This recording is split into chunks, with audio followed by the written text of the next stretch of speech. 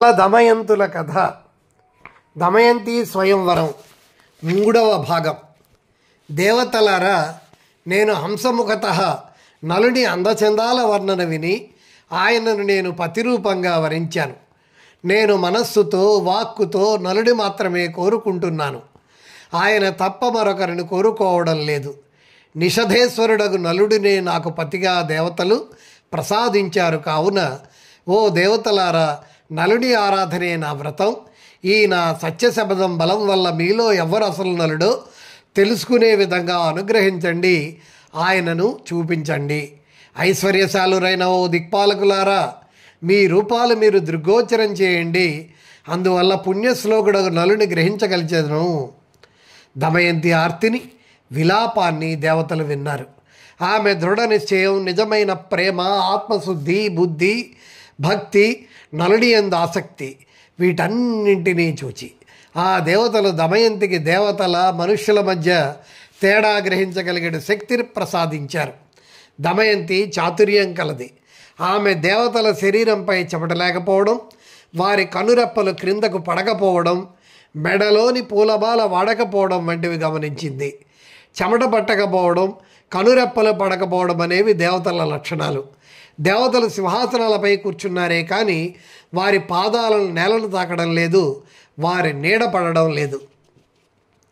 నలుని శరీరం నీడ పడుతోంది, దండ వాడిపోయింది. నలుని శరీరం కొంచెం కొంచెం దుమ్ము, చెమట బిందువులు పట్టి ఉన్నాయి. అతడి కనురెప్పలు వేయడం గమనించింది. అంతేకాక ఆయన నేలను తాకుతూ కూర్చున్నాడు. ఈ గుణాల వల్ల దేవతలను నలుడి ఎవరెవరో దమయంతి చక్కగా గ్రహించింది. ధర్మానుగుణంగా నలుని వరించింది. దమయంతి కొంచెం సిగ్గుగా పడుతూ ముసుగు తీసి వరమాల నలుని కంఠంలో అలంకరించింది. దేవతలు మహర్షులు బాగు బాగు అన్నారు. రాజులలో హాహాకారం వ్యాపించింది. నలమహారాజు ఆనంద అతిశయంతో దమయంతిని అభినందించాడు. నలుడు, కళ్యాణి, నీ ఎదుట దేవతలు ఉన్నప్పటికీ నన్నే వరించావు. ఇందువలన నీవు నన్ను ప్రేమాతిశయం గల పతిగా భావించాలి. నేను నీ మాట వింటాను. నా శరీరంలో ప్రాణమున్నంత వరకు నేను నిన్ను ప్రేమిస్తూ ఉంటాను. ఈ మాటలు నేను శపథం చేసి చెబుతున్నాను, వినుము.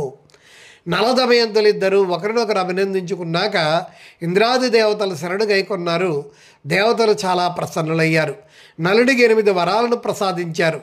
ఇంద్రుడు అన్నాడు, నలుడా, నీకు యజ్ఞంలో నా దర్శనమవుతుంది, నీకు ఉత్తమ గతులు లభ్యమవుతాయి. అగ్ని అన్నాడు కదా, నలుడా, ఎప్పుడు నీవు నా స్మరణ చేస్తే అప్పుడు నీకు నేను దర్శనమిస్తాను. నీవు నావలే ప్రకాశించే లోకాలన్నీ పొందగలవు. యమధర్మరాజు, నీవు చేసే వంటకాలు మధురంగా ఉంటాయి, ధర్మ విషయంలో నీవు దృఢంగా ఉండగలవు అన్నాడు. వరుణుడు, నలుడా, నీవు ఎక్కడ అభిలషిస్తే అక్కడ జలాలు పైకి వస్తాయి. అంతేకాక నీ హారము నుంచి పరిమళాలతో నిండి ఉంటుంది, మంచి పరిమళాలతో నిండి ఉంటుంది అని అన్నాడు. ఈ విధంగా దిక్పాలురైన దేవతలు నలుడికి 2 వరాలను ప్రసాదించి వారి వారి లోకాలకు వెళ్ళిపోయారు. తక్కిన రాజులు కూడా వారి వారి స్థానాలకు వెళ్ళిపోయారు. భీమరాజు ఎంతో ప్రసన్నుడై నలుడికి దమయంతినిచ్చి శాస్త్రోక్తంగా వివాహం చేశాడు. నలమహారాజు కొన్నాళ్ల వరకు విదర్భ రాజధాని కుండినపురంలో ఉన్నాడు. తదనంతరం భీమరాజు అనుమతి స్వీకరించి తన భార్య దమయంతిని తీసుకొని రాజధానికి వెళ్ళిపోయాడు. నల్లరాజు తన రాజధానిలో ఉంటూ ధర్మానుగుణంగా రాజ్యపాలన చేయసాగాడు.